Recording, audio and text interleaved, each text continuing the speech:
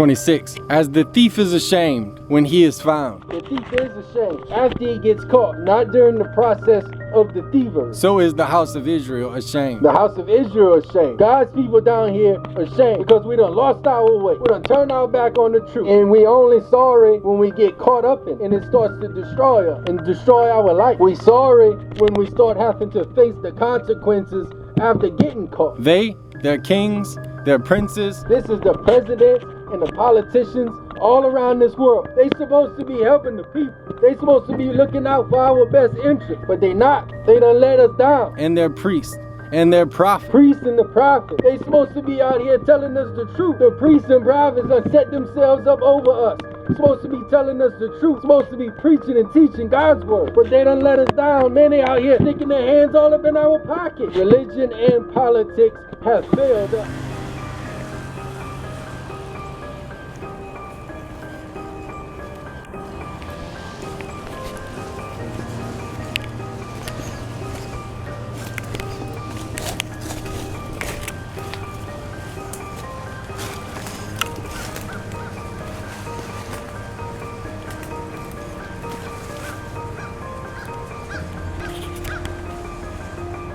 "27.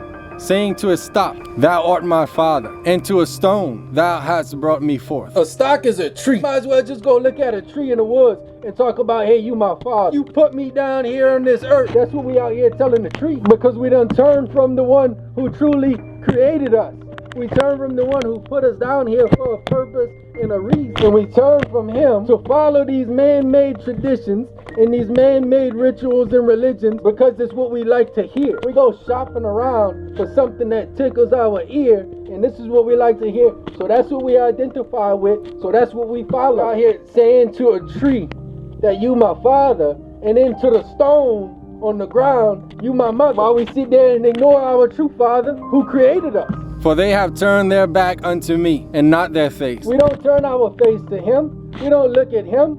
We turn our back to him. We don't look for our creator. We don't look to our creator. Until things start to go wrong in life. Then we sit back. Then we want to cry. Then we want to turn our face to him. Then we want to explain to him all the needs we have in our life. When just a month before, we was whoring around, chasing after our passions and desires with no thoughts about him. And this is our lifestyle. This is how life is down here, right? But in the time of their trouble, they will say, Arise and save us. We always call out to God in times of trouble. I mean, when these big disasters happen, I mean, they don't have many people who don't believe in God. You know what I mean? They crying out to God. And why we do that? I mean, we don't like it when people don't ever call us, don't ever want to have nothing to do with us, don't like us, don't want to be around us, and then all of a sudden, every time they need help, they hitting you up. You don't like people like that, but we expect him to turn around, just do what we asking him to do. And then we get mad when he don't. And this is talking about a time that is approaching. We coming up to the end of this human age. The end of humans altogether. The end of all of this. That's the time that is approaching. What did it look like when the people was here? When the kids were playing in the yard, families getting together, the laughing, the crying, the emotions, when this was filled with life. But now death has taken everyone who ever passed through these houses. Now they're empty and abandoned. 28. But where are thy God that thou hast made thee? Let them arise, if they can save thee in the time of thy trouble. For according to the number of thy cities are thy gods, O Judah. I mean, we have so many religions all around this world. Each religion is filled with denominations. We down here filled from one end of the earth to the other with chaos and confusion. Man, step back and look at all the gods we created down here. And they can't do nothing. They can't do nothing for us because it's all imagination. All these idols down here that benefits us nothing in the end. We turn around, we make gods out of everything. How did they live? What kind of memories did they leave behind for their loved ones? Kids playing hide and seek in the yard, fighting over toys. Mom and dad arguing late nights over the bills. Sitting on the front porch, thinking about the world, thinking about life, thinking about death.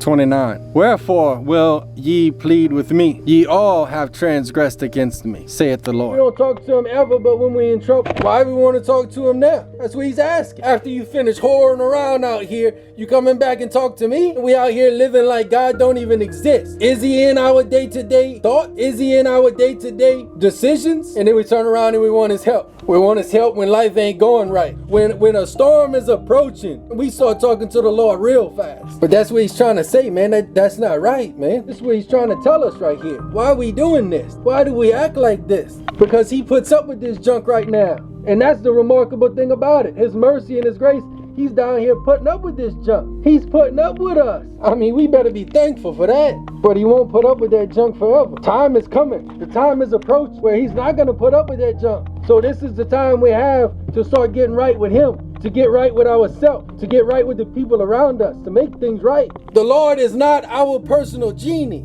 We run around, rub the lamp when we need something. Staying up late, going through each day wondering how they was gonna make it to the next. The smiles, the cries, mom and dad tucking the kids in for bed. Everybody gathered around the TV for family movies, family TV time. Sitting around the table, cooking in the kitchen, walking around every day, seeing each other's faces. And it's all gone. 30. In vain have I smitten your children. Our children have to be raised up in this world with all of this nonsense. And what they're learning. I mean, we pass this on to our children. They received no correction. Because we didn't correct them. We didn't teach them any different. And our parents might not have corrected us. Maybe they did correct us. Maybe we rebelled.